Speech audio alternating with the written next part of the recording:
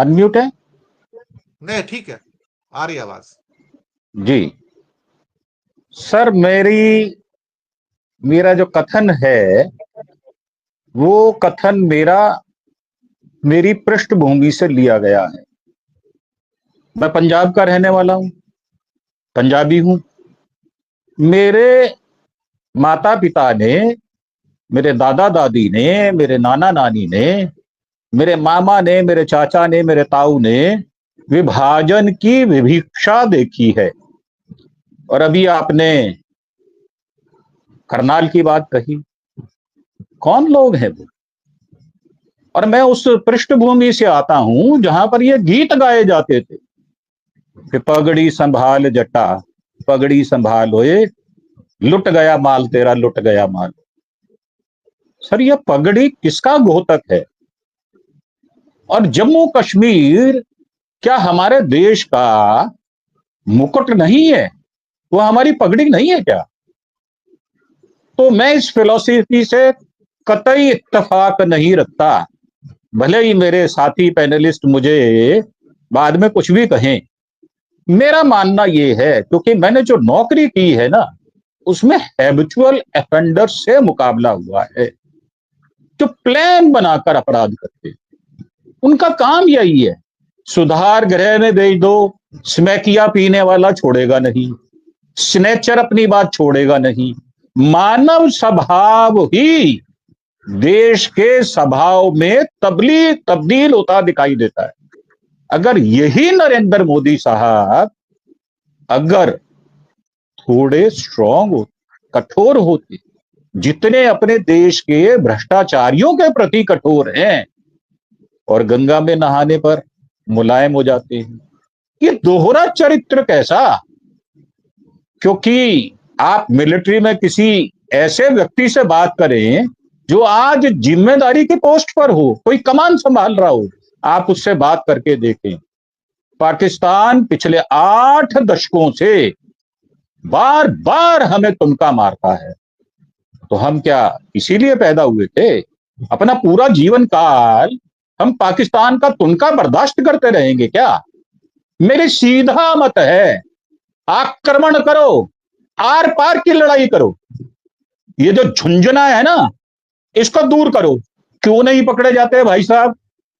क्यों हमारे जो आईबी के लोग हैं वो क्यों नहीं ढूंढ पाते?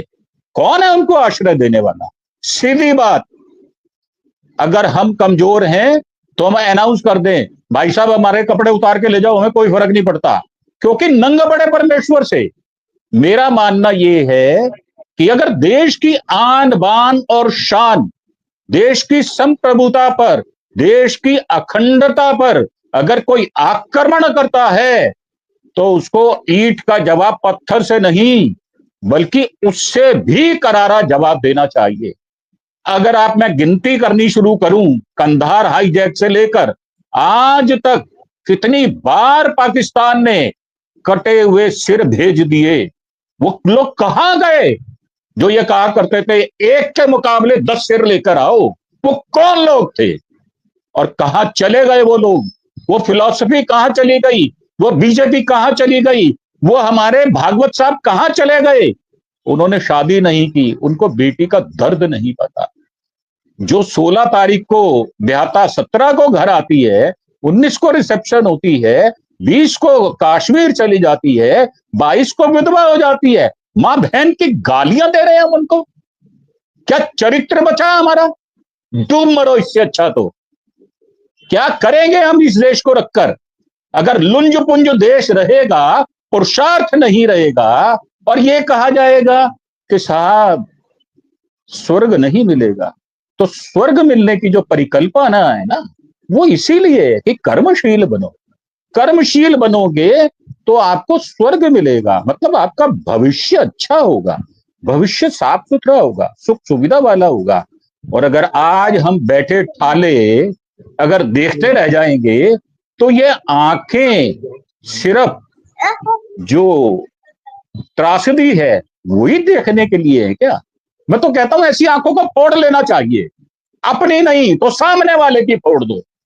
ये फिलॉसफी गले नहीं उतरती कि एक देश 8 डिकेड से हमको झकझोर रहा है, हमारी मर्दानगी गई कहां है? मेरा मानना यह है कि अगर देश को अखंड रखना है, देश की बेचैनी को संभाल के रखना है, देश के पुरुषार्थ को संभाल कर रखना है, तो देश में ऐसे लोग हैं जो पाकिस्तान में मारकर बिल्कुल साफ वापिस आएंगे। आप याद करें निर्मल सिंह शेखों को, उसने आदेश मानने से इनकार कर दिया था। आप याद करें अब्दुल हमीद को। आज भी हमारे देश में ऐसे लोग हैं, हमें उनके ऊपर विश्वास नहीं है। तो मेरा मानना यह है कि अब की बार मोदी सरकार नहीं, अब की बार आर पार। जी।